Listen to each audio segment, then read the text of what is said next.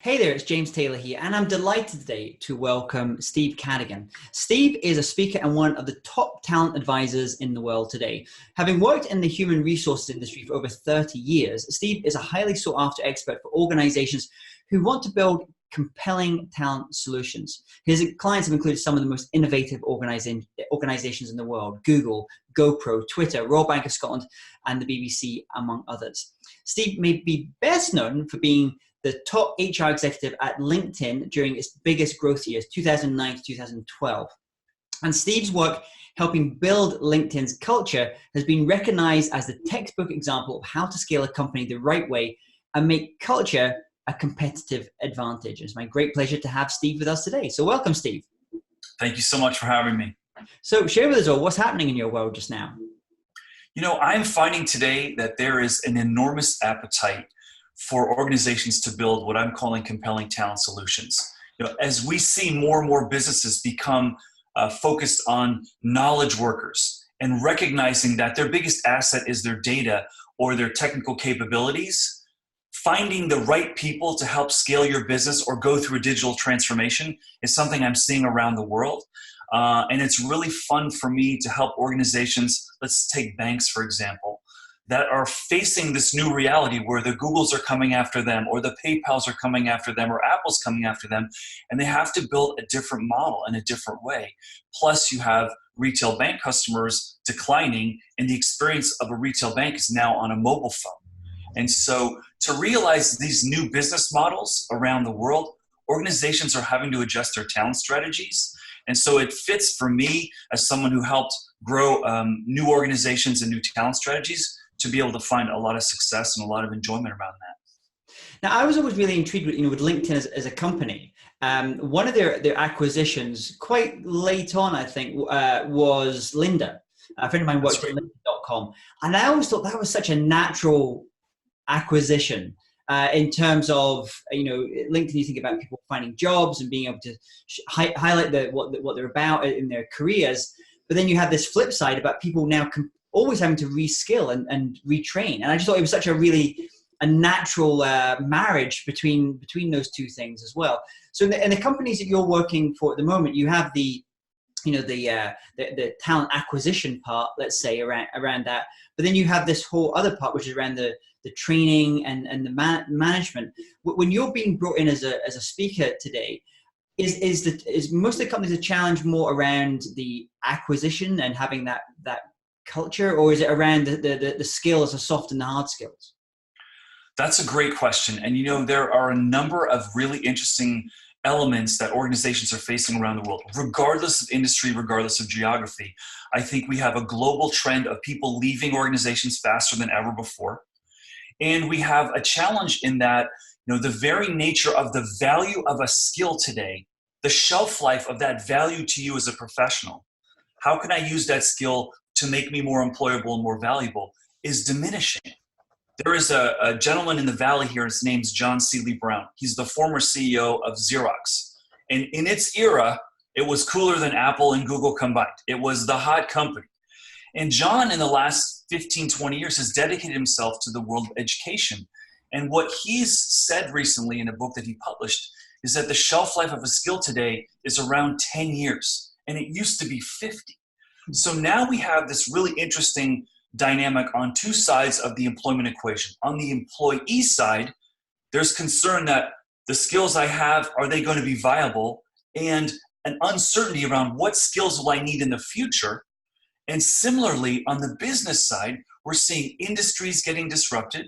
We're seeing companies like General Electric lose $700 billion in value in a 20-year period. Companies that used to be a guarantee win home run are now facing uncertain times. So you have this marriage facing a really uncertain reality where companies can't promise long-term employment anymore, and employees are not going to believe promises anymore because they're seeing a lot of disruption. And so the challenge and the area which is really interesting for me right now is, given this uncertain reality, and given the inability for both parties to commit to a long-term arrangement, given the shelf life of a value of a skill diminishing, should I as an organization think differently about my talent strategy? Should I continue to try to keep people longer?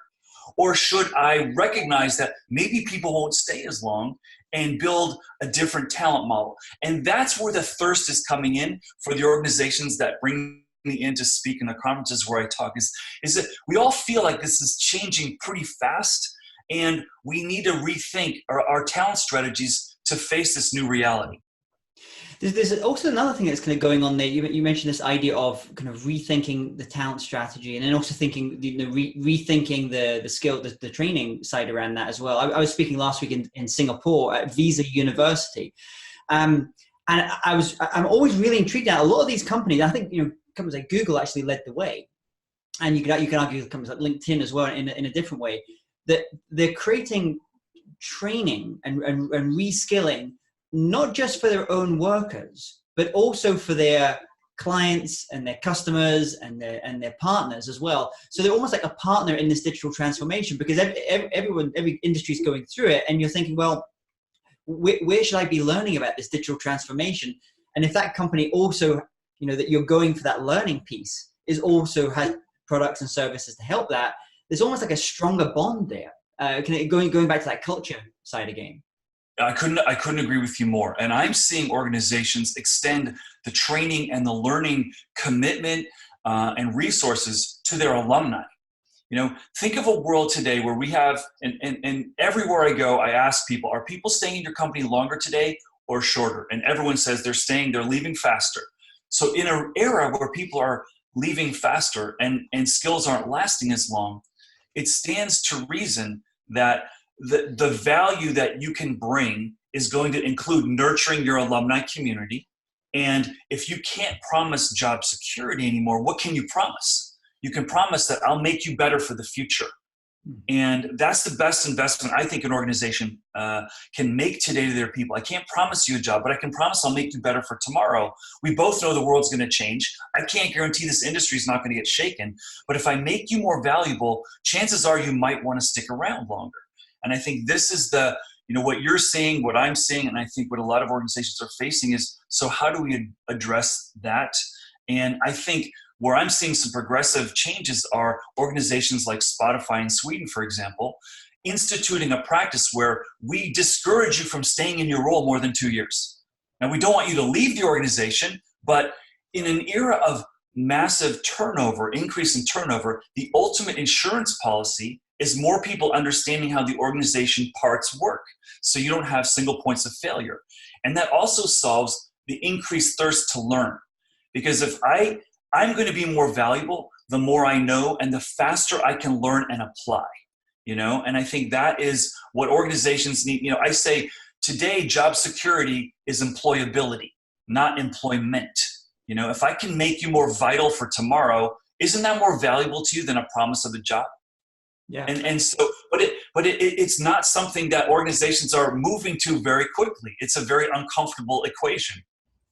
So talking about that around the kind of going to the kind of speaker side of this equation, I often wonder with, like yourself, we often get brought in as the keynote speaker for events, which is fantastic. There's a certain role there. You're looking to make a certain transformation in the audience, often to switch their heads around about a certain thing, obviously to inspire, to educate, to inform.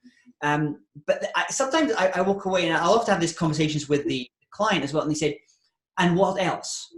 And what else? How else can we work together? How else can we now kind of put this around the rest of the firm? And I struggle with this in myself, in our own practice, because I think, well, what is that next logical thing to be offering? Okay, the speech is great, it's fantastic, but what are the firms that you're working, the companies that you're working with, how else do they want to start working with, we call ourselves speakers, but we're kind of educators, I guess, really. What other things could we be thinking about providing to help those companies with that transformation, whether it's the digital transformation or leadership or something else? Mm-hmm. Well, I think, it really depends on the appetite of the audience or the prospective client, for example. So I've had many different avenues following a talk or what I call sort of an ignition opportunity, where I try to incite different ways of thinking. Some people will say, can you come in and talk to our executive team? Because we'd really like to brainstorm some new approaches aligned with some of the thinking that you've inspired us around. I've had some people say, can you coach a particular executive?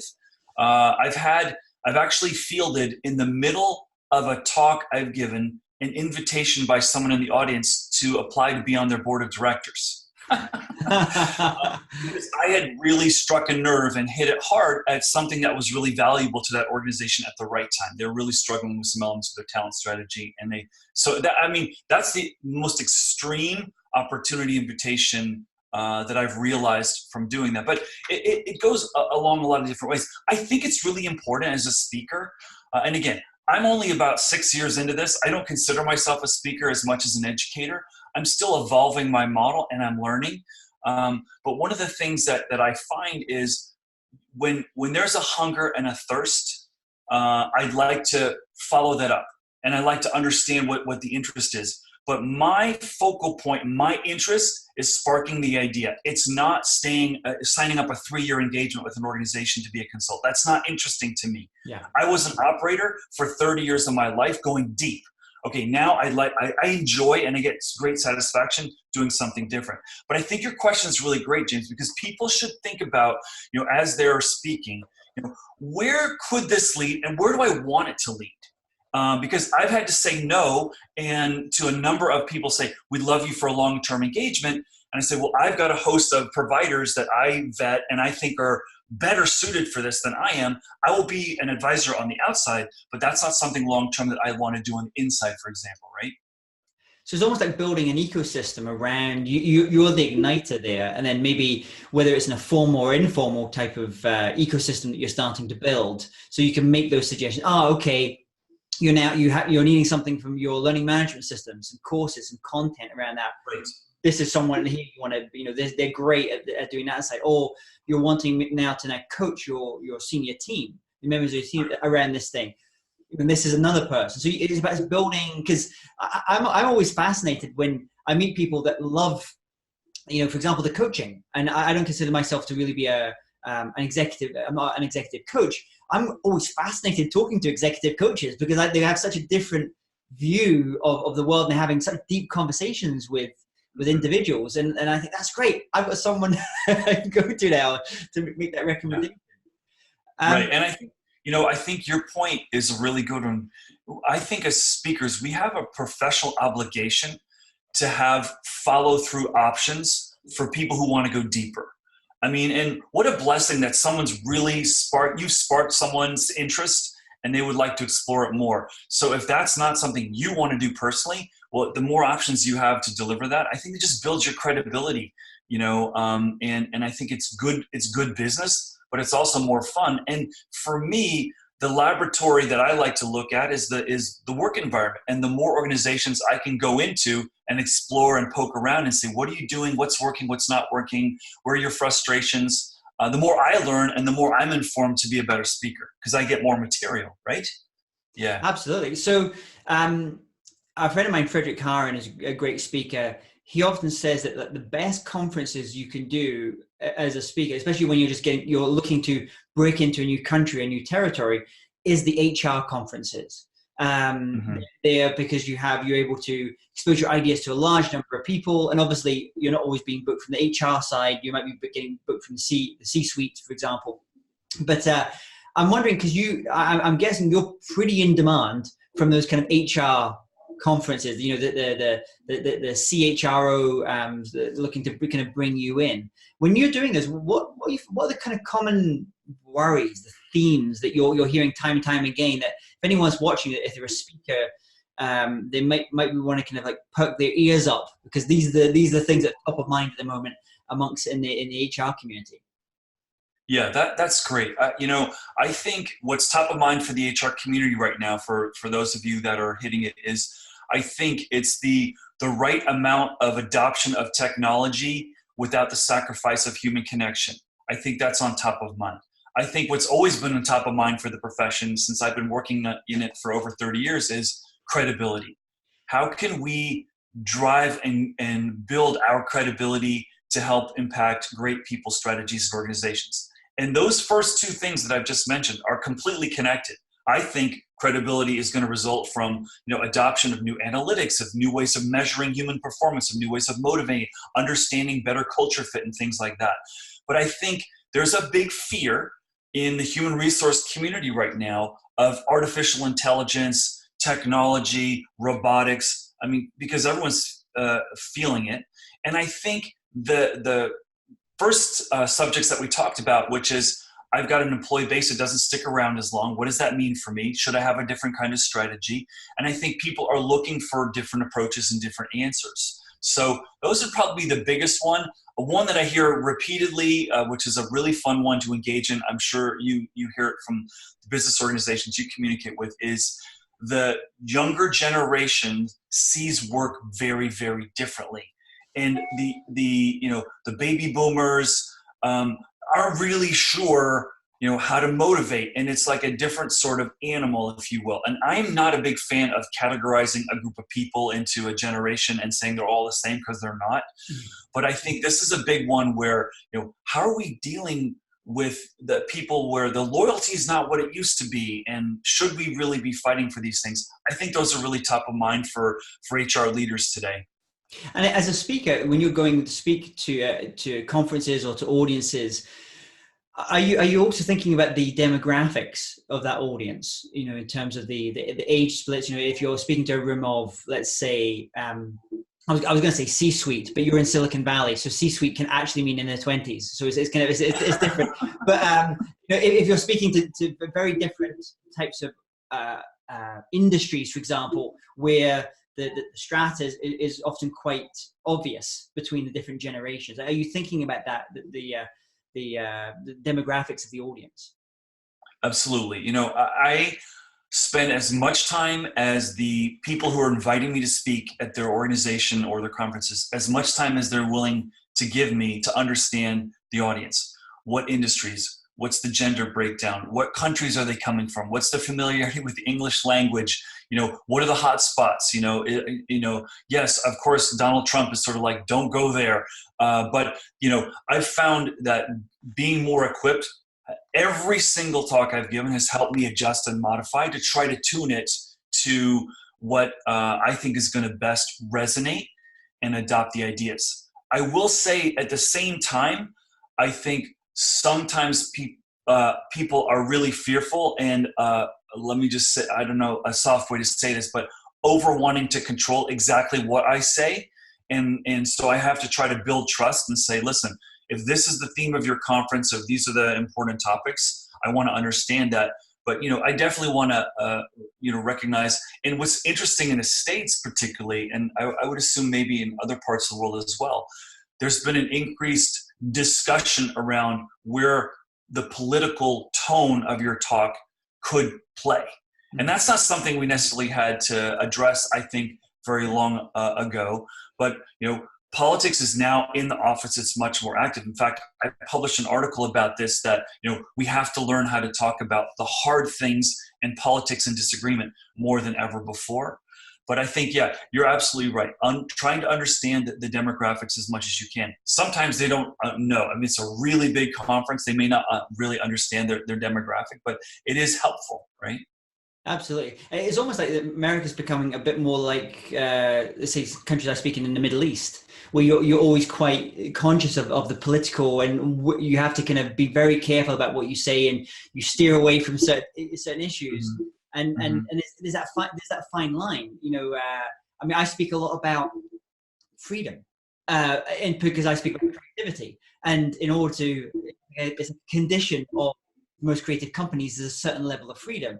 Am I likely to get booked in North Korea? I'm unsure. Maybe not so much. But so it's finding that balance. You're represented by some great bureaus. You've got someone that we're both represented by as executive speakers, Angela and Richard Shelp, fantastic company. You're with Kepler, a number of different bureaus. Any tips for those speakers watching that in terms of how to, once they're with a bureau, how you kind of ensure that you build that relationship with the bureau? Because in some ways, there's a little bit of a talent management thing kind of going on there in a different way. That's right. I think I've had the benefit of being in the recruiting industry for as long as I have, that I see that relationship between a recruiter and a candidate the same way I see between a speaker bureau and a speaker, which is if they're just trying to slap me into a conference without understanding who I am, what's important to me, who my audience is, I'm not as interested. If it starts off in building a relationship, that's what I'm really interested in. So for example, I accepted through a speaker bureau that I've never met before to go and speak to a community of small veterinary clinics for the Southeast region of the United States. And I thought, okay, this is interesting. It's a new demographic for me. What I was interested in talking about was not in harmony with what that audience was interested in hearing. And I created a firestorm at this conference around unknowingly stepping into something that was a real hot point for them just casually, and it distracted from the rest of the conference, which was this whole discussion of millennials, and it was a huge frustration. I wasn't prepared for that. I wasn't expecting that, but that was a community that if a speaker bureau had understood my wheelhouse better, and that's on me as much as it is on the speaker bureau. If we'd done a better job connecting, I think that could have been avoided. And so I think it's really important, to build a relationship first and understand, how it's going. And I feel more comfortable when people understand. I'm a high context person anyway. That's why I'm in human resources. But I think that's really important for me, and may be different for other people, right? So was part of the issue there with the Bureau that maybe their scoping of the event was not necessarily sufficient? That's right. It could have been sometimes you ask a question and you're given an answer, it's the wrong answer. And that's not the speaker bureau's fault, right?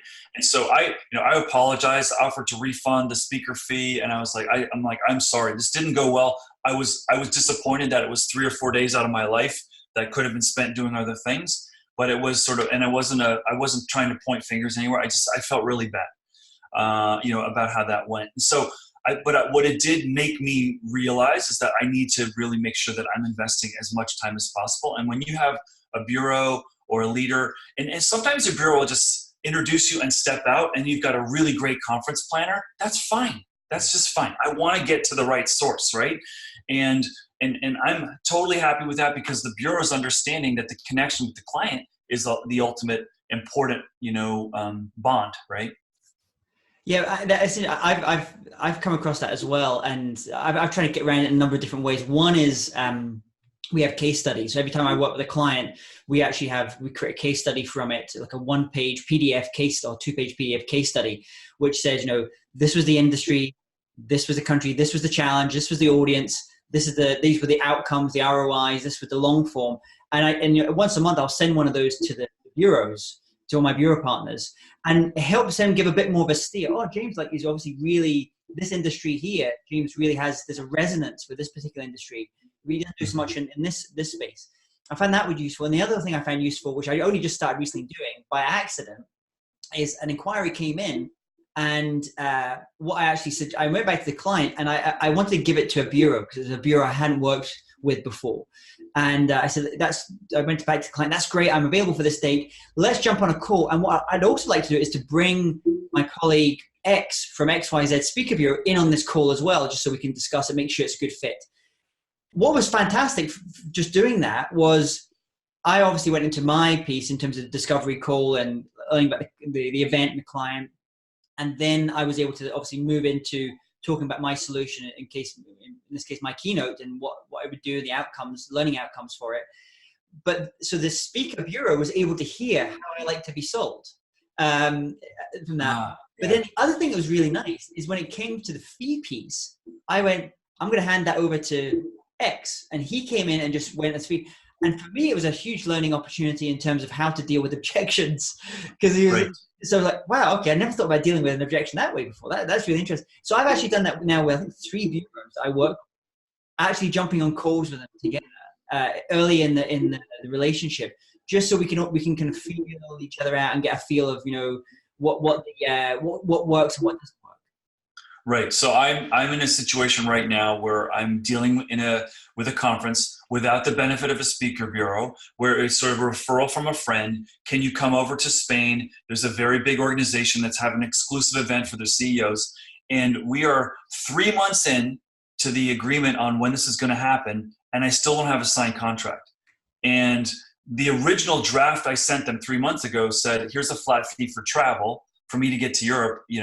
That's now doubled because they still don't have a contract. Yeah. And they said, oh, we're going to get the contract. Sorry, we're a US company, but this is the business in Spain, and it's just taking a while to get back to headquarters. And I'm like, okay, well, the contract's now changed.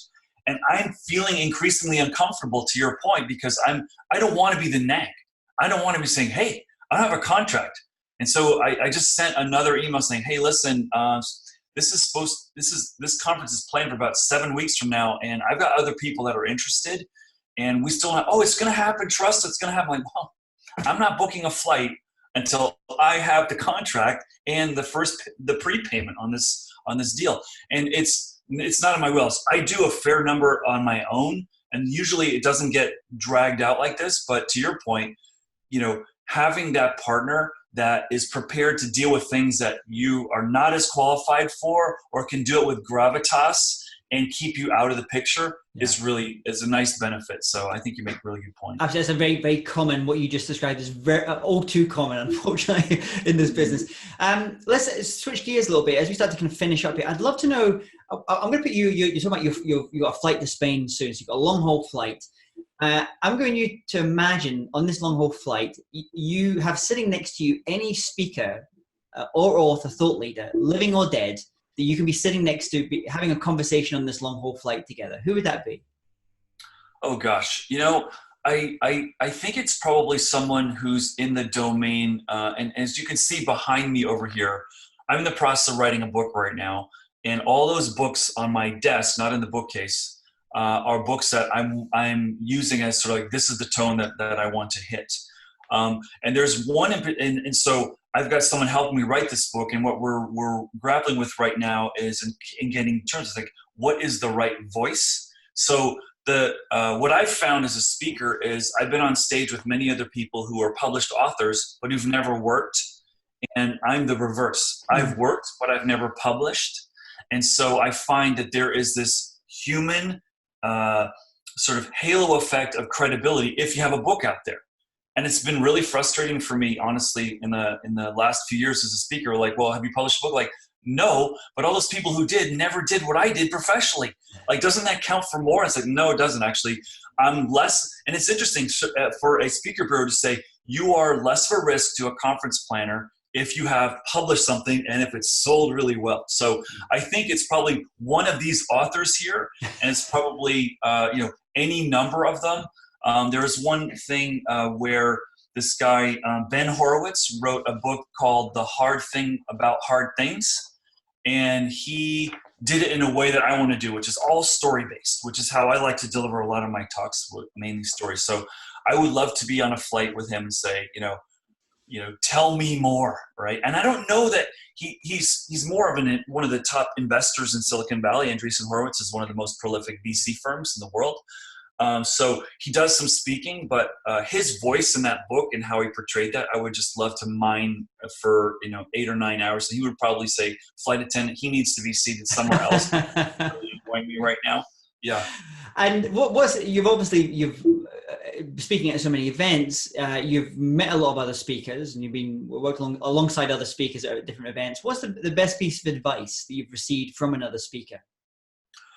I think is probably two things. One is the visuals should be just that, should be visuals. It shouldn't be text, and that asking questions and tolerating silence in a talk is a very, very powerful ability.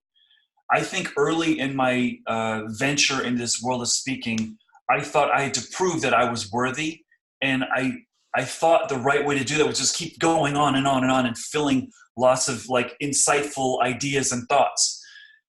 And the human brain that's listening, I think, and the average adult learner, what has it got, like 5-minute attention span or something like that? I think giving them time, repeating what you said, like the verbal bold underline a few times, is really more powerful than I was giving it credit for. And I've played around a lot, and I think the retention, the excitement, and the recognition and the absorption of your ideas benefits. So those are probably some of the things that have really helped me. Yeah, that's really important. That adding those pauses in also before you deliver something important, and also it can be after as well, to let people go to just to breathe, to absorb what you say, can be so powerful. I mean, I was we're not going to get into politics, but I was actually at a talk recently where it was a former US president, Barack Obama, who was giving a talk. And the one thing that I noticed very, very carefully, it was how he used pausing in his speeches. So regardless of whether you like the guy or don't like the guy, but just how he used pauses was phenomenal. And also the pacing was much slower than I would certainly speak. But I thought it was so useful. Pacing and pausing can be so powerful for an audience. It can add such gravitas if it's done really well. Mm-hmm. I totally agree. I totally agree. And this is the beautiful thing. And, is having a chance. I am a student of speakers. My father is a minister, and I think watching him preach for years and years, first was boring and not interesting. And then I'm like, wow, how does he do that? And I think he's a very gifted speaker. But I'm always curious about that, and I can't get enough of it. And Marcus Buckingham is one of those people where I could watch Marcus Buckingham talk 24/7. And now he's got these videos coming out. I'm like, yeah, keep them coming. I love how you communicate. I love how you relate. It works for me. It resonates. And I'm like, man, I want to be like Marcus. And it's really, there's so many different models. There is no one right model, right? Because different people hear and absorb and connect to different people and different styles, right? And you talked about books earlier. If you were to recommend one book to our audience, it could be a book on speaking, or it could be a book on this change we're seeing in terms of the world of talent management. What would that book be? Well, I wish I could tell you it was the book that I've just written. I think there's a book that I just finished, which is phenomenal, and it's called Give and Take. And Give and Take is a book really around a study that a professor at the University of Pennsylvania completed looking at successful careers. And he said there are three categories of people generally in the world. There's givers, there are takers, and there are people who give and take. And it's a fascinating study for anyone in any industry. I think in speaking, it's interesting because there is this notion of reciprocity. Skipping to the punchline, the most successful people that he studied are givers that give without any expectation of receiving back. But similarly, the people who are most unsuccessful are givers.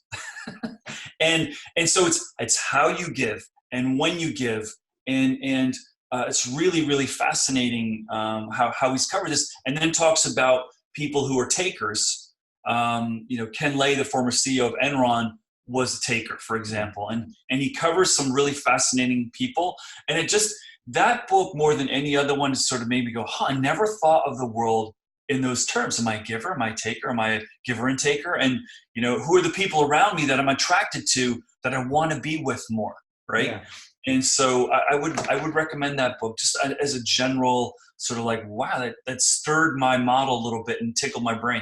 That's really interesting. I'm definitely going to get a copy of that book. In fact, my wife and I sometimes talk we come from the music industry originally, and when peer-to-peer sharing first happened, you would have seeders and leechers. I think was the terms that were often used. And you'd have the seeders. So people just kind of put stuff up, gave, not expecting anything necessarily in return.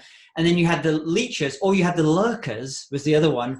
They would just sit there, take, and never give to the community, never give there as well. So it's an interesting book. So Give and Take. We'll put a link here for that one as well. What about an app? Is there one app or tool that you find very useful? Obviously, you're traveling all the time as a speaker. But is there one app or tool you find useful for you as a speaker? Okay, I am playing around right now with real-time polling. I'm really trying to see, can I make that work? I am very nervous about the tech not working, or the Wi-Fi's down, or I'm also nervous about people whipping out a device and slowing down my whole flow. Mm-hmm. So I used it in San Diego at this huge summit that Cisco put on recently, and because they were sponsoring it and they had all the URLs. So I just to say, these are the questions, and it wasn't up to me to do it, but there are a host of choices that people have. I threw it out on LinkedIn, and interesting, like, has anyone done live polling? What do they find works? What doesn't work? How, what has their success rate been? And I had the CEO of 2 live polling companies reach out to me and say, we're going to help you, walk you through this. And one of them is actually called Live Polling, which I've used and I found is really wonderful. So, that's the one that I am trying as a way to mix up the experience. I'm trying to do that. The other thing that I'm trying to do, which is not an app, is I'm trying to use video more and experiment with that. And I'm still in the study phase. I'm sort of, my bias is I need to be the expert and deliver that, but I think that there's a medium there where I'm trying to connect with the human heart and the mind. And I think music and sound and getting to emotion is something I want to play around with more. So I'm interested to hear from some other speakers that you talk to around how video can supplement and some of the watch outs for with that medium. But the live polling thing, again, is one that I'm trying, and I don't have a go-to one yet, but live polling, that organization seems to be the one that's got the best solution right now. I think if you are going into video, you have a little bit of a benefit that I'm completely shocked that more speakers aren't using this, but LinkedIn video, native video on LinkedIn, either live or uploading directly to Vimeo, not sharing like a YouTube video example. We see off the stats, great stats for doing that, as opposed to something like YouTube. YouTube has its place and Facebook has its place, but in the B2B side, I think LinkedIn video is phenomenal. It's huge. Are you talking about the live one, James? Like I'm going live and I'm talking? Yeah. Yeah, and then that gets archived, right? So people can see it later. Yeah. The only thing I think anyone here from LinkedIn is watching, they just need to improve the app a little bit in terms of speed of upload. But I think it's very good. You see very high engagements and you start to build a community there.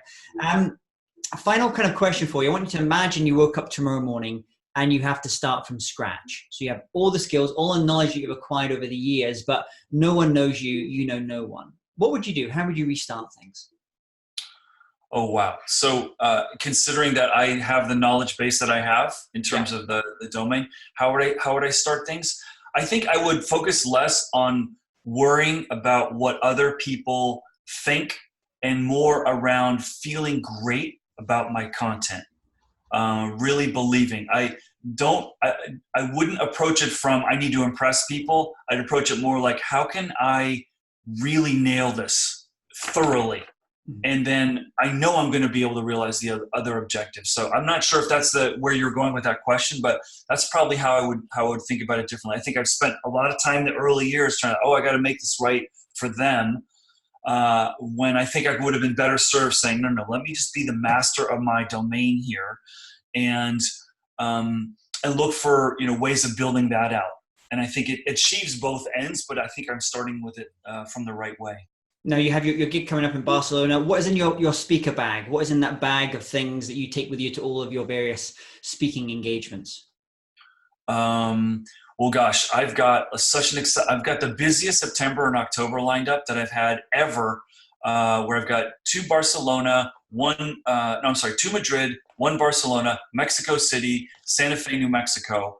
And I think what I'm bringing here is like, I am so excited about seeing validation for the ideas, these crazy ideas that were 4 or 5 years ago were just like, what? And now it's like, hey, this stuff's happening. And so I think my confidence is at an all-time high around this is really important. The future of work and understanding new models is really, really valuable. And you mentioned earlier, I probably get invited to a lot of HR conferences. Strangely enough, I get invited more to non-HR conferences because they have we need to fill a talent box in our roster of speakers. Let's get that guy. And he's a little different. And so that's been welcome for me, because I can test ideas. So I'm super excited. The other little, thing that's really important to me as a speaker is I never give the same presentation. Maybe the subject's the same, but I'm refreshing it all the time. It's just, it's more fun for me. And so I'm, as we're talking here, I've already built some ideas because I brainstorm through dialogue versus just going off in a cabin in the woods. And so I've already got 3 or 4 ideas. I'm like, wow, I like the sound of this. And you've inspired me as well. Great. They might be coming to a stage near you very, very soon. So very cool. Where's the best place for people to go to learn more about what you're doing, Steve, and your speeches, and hopefully your new book, which will be coming out soon? Thank you for asking. So I have a website. It's called CadiganVentures.com. The marketing team came up with that name, Cadigan Ventures. So they're a crack marketing team. You're looking at them. So right there is a list of where I'm speaking. I have a newsletter. So if you sign up there, I send out newsletters of where I'm going to be, what I'm going to be doing. I'm really hoping that we can get my book completed this year and launched in the first quarter of next year. Super excited. And I really, I can't, like I said earlier, I can't feel more excited about what's in front of me and the receptivity to, building compelling talent strategies today. Well, thank you so much today for sharing your journey as a speaker. I wish you all the best, safe flight, safe travels wherever you're heading on to next. And thank you so much for sharing with our audience today. Absolute pleasure. Thank you so much for having me.